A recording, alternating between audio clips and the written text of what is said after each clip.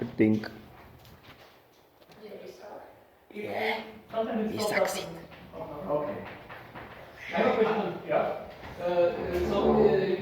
Maybe it's a spoiler, but a spoiler question. So is this a special case of the two T-duality, or is it an extension of the T-duality? Yeah. So the general idea is when you're doing T-duality, you're looking at the standard thing is you look at a space and then it's got some circular thing and you look and then construct a dual space. Yes. So this is saying, okay, well, what happens if I do this with a group? Can I get the Langlands dual group doing normal T-duality? And the group is a fiber or is the whole space? The group is the whole space, and we'll get to that. Okay. But yes, the group is the whole space. That's pretty sure. Okay, so remembering what is T-duality? T-duality is a partial equivalence of physical theories. Physical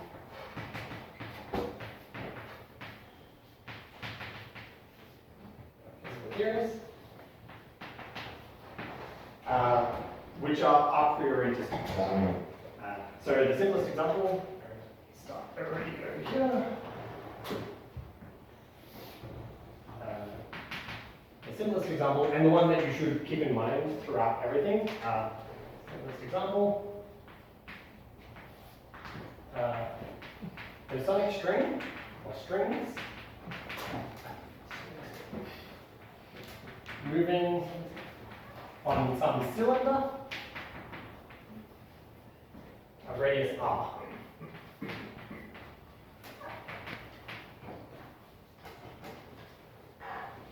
So the simplest example, and probably the first one, was the sonic string moving on a cylinder of radius r, is equivalent, or r equivalent,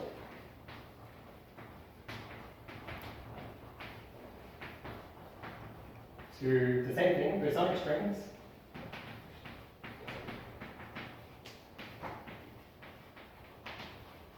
moving on a cylinder of radius 1.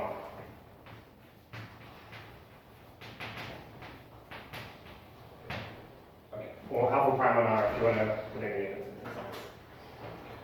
Okay, so this is the thing you should always be thinking about when you're doing T-duality, is this R goes to 1 on R correspondence, right? So it tells you a bunch of things. For instance, in string theory, there's no minimum distance. Or the idea of a minimum distance is kind of flawed, because if you have a minimum distance, then you can always T-dualize, assuming that's the correct symmetry, you can always T-dualize to something where very small becomes very large. So yeah, this is the canonical example. Okay, more generally, Pusher came along. And this is Pusher. It says that if you have a string background, and I'll label it with the following fields. So here I have some manifold. I have a Riemannian or pseudo-Riemannian metric, a differential two form, and then I might have some other fields. So this is your metric, your gravitational force, your gravitational structure, your electromagnetic potential, but for strings. And then maybe you might have a dilaton or Riemann fields or anything else. So you have some string background. So it would be a string background.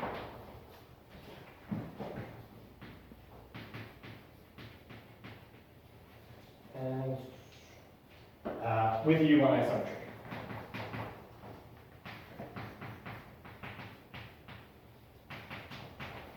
Okay, so what do I mean by U1 isometry? I mean that there's some killing vector. So that is, there is some killing vector K such that the derivative of the metric is 0, and it's also a symmetry of the B field. So the derivative of B is also 0. So this part here just says that it's an isometry. There's a killing vector, and the killing vector, the lead derivative of the metric is 0. This is saying that it's a symmetry of the B field as well, which is just kind of implied. And to say that it's a U1 isometry just means that the flow is periodic, right? The flow generated by this vector field.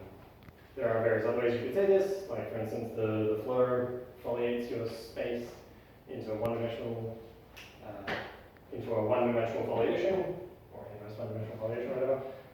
And the leaves of this foliation are one-dimensional, and so they can either be compact or non-compact. I'm saying yes, they're compact, so it's U1.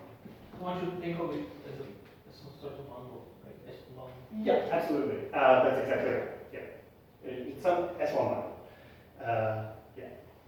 Everything I'm saying here is kind of like, okay, this is a coordinate description of a pseudo-Riemann metric. This is a coordinate. So everything here is kind of local. You know. Yes. Okay. So what is we're saying? Bush is saying if you've got such data, so you've got a string background and it has U1 isometry, then there's another string background.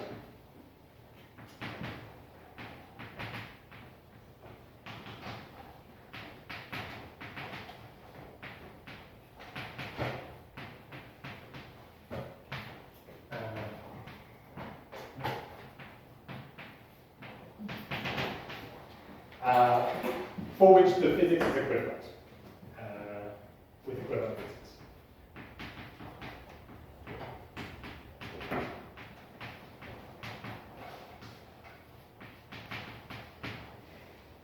And I can be a bit more specific there if you'd like. It's saying that, that the action functionals describing the physics are both derived from the same path integral. Sorry. And so any observable that you want to compute, any physically measurable quantity, is going to be the same because it's computed from the same path. So there's no experiment you can do to determine which of these backgrounds are. That's the notion. Very good. And just a quick side note, normally this is where I would write the Busher rules, which are these big, the transformation rules relating the original metric and the original B field to the dual metric and the dual B field. But I don't want to write those down because I'm getting sick and tired of doing that all the time and they're really gross. If you were all here when I did my last talk, I wrote them down. They're nasty, you can look them up. But it's maybe important to say that they exist. The Busher rules. That's a good question. Yeah. So the same physics means what in this study? Like there's also U1 isometry and other stuff. Yeah. So sorry, maybe I have it written down here, but I forgot to write down. So right. So the original data I gave you was a manifold with some geometric quantities, right? Yeah. And what I'm saying is that there is physics associated to that, right? Because it's a metric, it's an electromagnetic field. I can write down an action and use path integral stuff to calculate observable, measurable quantities. What I'm saying is there's another string background, so a completely different operator, completely different background with different physics. Yeah, but for example, if you before the U1 isometry, you have a periodic flow. Is the periodic flow also part of the physics you are claiming is the same or not?